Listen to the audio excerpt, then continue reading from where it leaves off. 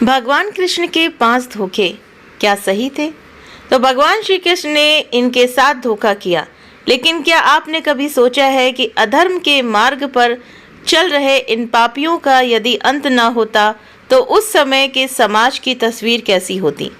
आने वाला समय कैसा होता? आने वाली पीढ़ियों को धर्म अधर्म को भेद कैसे पता होता और एक स्वस्थ समाज की कल्पना कैसे साकार होती है? ऐसे ही तमाम सवाल के जवाब श्रीमद् भागवत गीता में मौजूद है, जो आज के युग में भी उतने ही सार्थक हैं जितने सदियों पहले कहे गए थे। तो आइए श्री कृष्ण के इन 5 बड़े धोखों की कहानी विस्तार से जानते हैं, जिन्हें उनके सिवा और कोई और कर ही नहीं सकता था। जब महाभारत का युद्ध आरंभ होने वाला था तो भीम के पौत्र और घटोत्कच के पुत्र बर्बरीक ने अपनी माँ को ये वचन दिया कि जो भी कमजोर पक्ष होगा वो उनकी ओर से ही युद्ध में प्रतिभाग करेंगे। इसके लिए उन्होंने भोलेनाथ की आराधना की और 3 अजय वाणों को प्राप्त किया। उधर श्री कृष्ण को इस बात का पता चला तो ब्राह्मण वेश में बर्बरीक के पास पहुँचे और उनका मखौल उड़ाया कि महज 3 बाण के आधार पर वो महाभारत जैसा युद्ध कैसे जीत सकते हैं। तब बर्बरीक ने उन्हें अपने वाणों के बारे में बताया। इस पर श्री कृष्ण ने कहा कि यदि उनके वाण अजय हैं तो वो पीपल के पत्तों में छेद करके दिखाएं। बर्बरीक ने वाण चलाया और सभी पत्तों में छेद हो गया, लेकिन एक पत्ता जो श्री कृष्ण के पीछे था वो बाकी रह गया था। तो वाण उनके चरणों में चक्कर काटने लगा। इसके बाद श्री कृष्ण ने बर्बरीक से दान में उसका सिर मांग।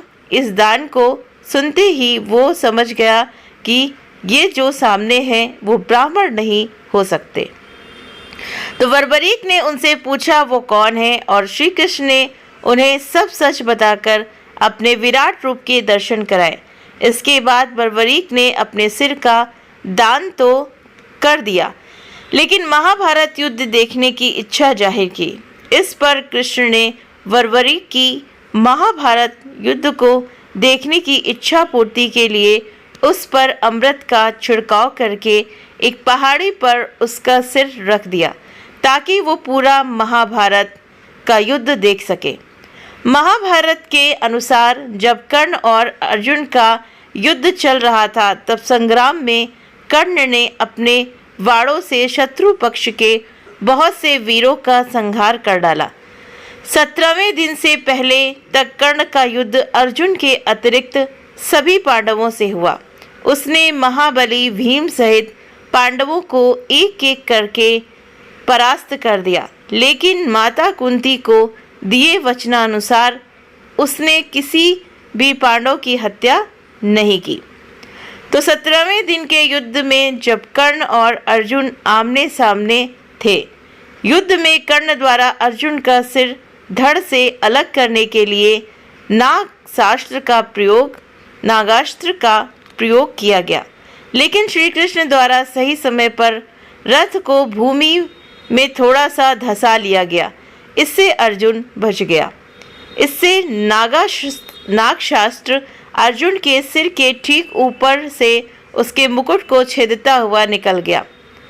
नागास्त्र पर उपस्थित अश्वसेना नाग ने कर्ण से निवेदन किया कि वो उस अस्त्र का दोबारा प्रयोग करे, ताकि इस बार वो अर्जुन के शरीर को वेधता हुआ निकल जाए। लेकिन कर्ण ने माता कुंती को दिए वचन का पालन करते हुए उस अस्त्र के पुनः प्रयोग से इनकार कर दिया। इसके बाद युद्ध चल ही रहा था कि कर्ण के रथ का एक पहिया धरती में धंस गया। वो अपने को दैवीय अस्त्रों के प्रयोग में भी असमर्थ पाता है, जैसा कि उसके गुरु परशुराम का शाप था कि तब कर्ण अपने रथ के पहिए को निकालने के लिए नीचे उतरा और अर्जुन से निवेदन किया कि वो युद्ध के नियमों का पालन करते हुए कुछ देर के लिए उस पर वाण चलाना बंद कर दे। तब श्री कृष्ण अर्जुन से कहते हैं, कर्ण को कोई अधिकार नहीं है कि वो अब युद्ध नियमों और धर्म की बात करे, जबकि स्वयं उसने भी अभिमन्यु के वध के समय किसी भी युद्ध नियम और धर्म का पालन नहीं किया था। उन्होंने अर्जुन से कहा कि अभी कर्ण असहाय है, इसलिए उसका वध करें। तब अर्जुन ने एक दैवीय अस्त्र का उपयोग करते हुए कर्ण का सिर धड़ से अलग कर दिया। सूर्यास्त से पहले जयद्रथ को मारने की अर्जुन की प्रतिज्ञा सुनकर जयद्रथ कांपने लगा। तब द्रोणाचार्य ने उसे आश्वासन दिया कि वे ऐसा व्यूह बनाएंगे कि अर्जुन उसे देख ही नहीं पाएगा। वे स्वयं अर्जुन से लड़ते रहेंगे तथा व्यूह के द्वार पर भी स्वयं ही रहेंगे। अगले दिन युद्ध शुरू हुआ। अर्जुन को जयद्रथ कहीं दिखाई नहीं दे रहे थे। उधर दिन बीतने लगा। धीरे धीरे अर्जुन की निराशा बढ़ती गई। ये देखकर श्री कृष्ण बोले, पार्थ, समय बीत रहा है और कौरव सेना ने जयद्रथ को रक्षा कवच में घेर रखा है, अतः तुम शीघ्रता से कौरव सेना का संहार करते हुए अपने लक्ष्य की ओर बढ़ो। ये सुनकर अर्जुन आगे बढ़े, लेकिन जयद्रथ तक पहुंचना मुश्किल था। सूर्यास्त होने वाली थी। तब श्री कृष्ण ने अपनी माया फैला दी। इसके फलस्वरूप सूर्य बादलों में छिप गया और शाम का भ्रम उत्पन्न हो गया। शाम होते देख जयद्रथ और दुर्योधन प्रसन्नता से उछल पड़े। अर्जुन को आत्मदाह करते देखने के लिए जयद्रथ कौरव सेना के आगे आकर अट्टहास करने लगा। तभी जयद्रथ को देखकर श्री कृष्ण बोले, पार्थ, तुम्हारा शत्रु तुम्हारे सामने खड़ा है, उठाओ अपना गांडीव और वध कर दो इसका। वो देखो, अभी सूर्यास्त नहीं हुआ है। ये कहकर उन्होंने अपनी माया समेट ली। देखते ही देखते सूर्य बादलों से निकल आया। सबकी दृष्टि आसमान की ओर उठ गई। सूर्य अभी भी चमक रहा था।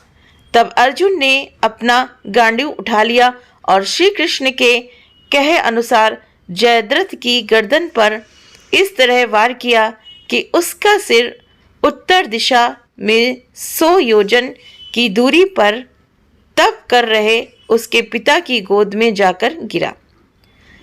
जयद्रथ का पिता चौंक कर उठा तो उसकी गोद में से सिर जमीन पर गिर गया। सिर के जमीन पर गिरते ही उनके सिर के भी 100 टुकड़े हो गए। पौराणिक कथाओं के अनुसार मगध के शासक जरासंध ने मथुरा पर हमला करा दिया। हमले के लिए जरासंध ने शिव जी से अजय का वरदान प्राप्त काल यवन को भेजा। वरदान के कारण श्री कृष्ण ने काल यवन को नहीं मारा। काल यवन से भयंकर युद्ध चल रहा था। युद्ध के दौरान वो रण छोड़कर ललितपुर के धौजरी के पास पर्वत पर स्थित एक गुफा में आकर छुप गए। गुफा में उस समय मुचुकुंद ऋषि तपस्या कर रहे थे। उन्हें वरदान था कि उनकी दृष्टि सबसे पहले जिस पर पड़ेगी वो भस्म हो जाएगा।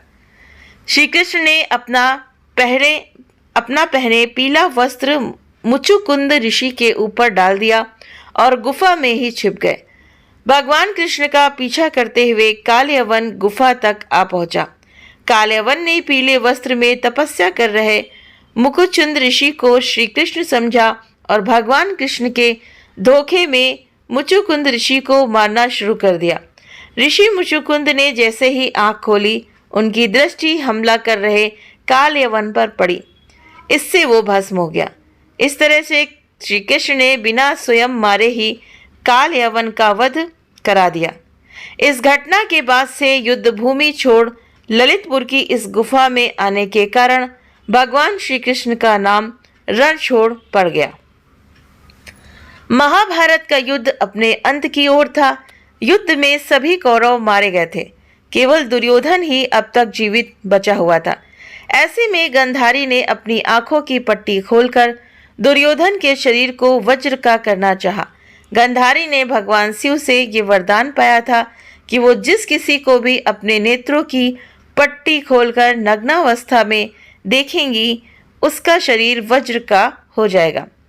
इसलिए गंधारी ने दुर्योधन से कहा कि वो गंगा में स्नान करने के पश्चात उसके सामने नग्न अवस्था में उपस्थित हो। महाभारत के अनुसार जब दुर्योधन गंगा स्नान के बाद नग्न अवस्था में गंधारी के समक्ष उपस्थित होने के लिए आ रहा था। तभी मार्ग में श्री कृष्ण उसे मिल गए। उन्होंने दुर्योधन से कहा, इतना बड़ा हो जाने के बाद भी तुम अपनी माता के समक्ष पूर्ण नग्न होकर जाओगे, क्या तुम्हें लज्जा नहीं आती? इस पर दुर्योधन ने अपनी जंघा पर पत्ते लपेट लिए और गांधारी के समक्ष उपस्थित हो गया। जब गांधारी ने अपने नेत्रों से पट्टी खोलकर उसे देखा तो उसकी दिव्य दृष्टि जंघा पर नहीं पड़ सकी। इसके चलते दुर्योधन की जंघाएं वज्र की नहीं हो सकी। युद्ध के अंत समय में दुर्योधन एक सरोवर में प्रवेश कर गया। उसने कहा कि मेरे पक्ष के लोगों से कह देना कि मैं राज्यहीन हो जाने के कारण सरोवर में प्रवेश कर गया हूँ। वो सरोवर में जाकर छिप गया तथा माया से उसका पानी बांध लिया। तभी कृपाचार्य, अश्वत्थामा तथा कृतवर्मा दुर्योधन को ढूंढते हुए उस ओर जा निकले और दुर्योधन को पांडवों से युद्ध करने का आदेश देने लगे। उनका कहना था कि इस प्रकार जल में छिपना कायरता है। तभी पांडव भी वहां पहुंचे। उन्होंने देखा कि सरोवर का जल माया से स्तंभित है और उसके अंदर दुर्योधन भी पूर्ण सुरक्षित है। श्री कृष्ण ने युधिष्ठिर को भी माया का प्रयोग करने का परामर्श दिया। युधिष्ठिर आदि ने दुर्योधन को कायरता के लिए धिक्कारा तथा युद्ध के लिए ललकारा। तब श्री कृष्ण ने कहा कि आप लोगों में ये भीम से इतर कोई भी दुर्योधन से गदा युद्ध करने योग्य नहीं है। तभी दोनों का द्वंद्व युद्ध आरंभ हुआ और भीम के देखने पर श्री कृष्ण ने अपनी बाईं जंघा को ठोका। भीम संकेत समझ गए और उन्होंने पैतरा बदलते हुए दुर्योधन की जांघें गदा के प्रहार से तोड़ डाली। तो आप इस कहानी से आप सभी को पता चला ही होगा कि किस तरह से कि भगवान श्री कृष्ण ने क्या क्या किया। तो क्या श्री कृष्ण ने जो किया वो उचित नहीं था? तो प्लीज़ आप मुझे कमेंट करके जरूर से जरूर बताएं। वीडियो पसंद आया हो तो वीडियो को लाइक करें। चैनल पर पहली बार है तो सब्सक्राइब करना ना भूलें। आप अपने कमेंट करके भी मुझे बताइए कि आपको क्या इसके बारे में कभी जानकारी थी कि नहीं थी। तो आप कमेंट करके जरूर बताएं। आप सभी के सहयोग के लिए बहुत बहुत धन्यवाद।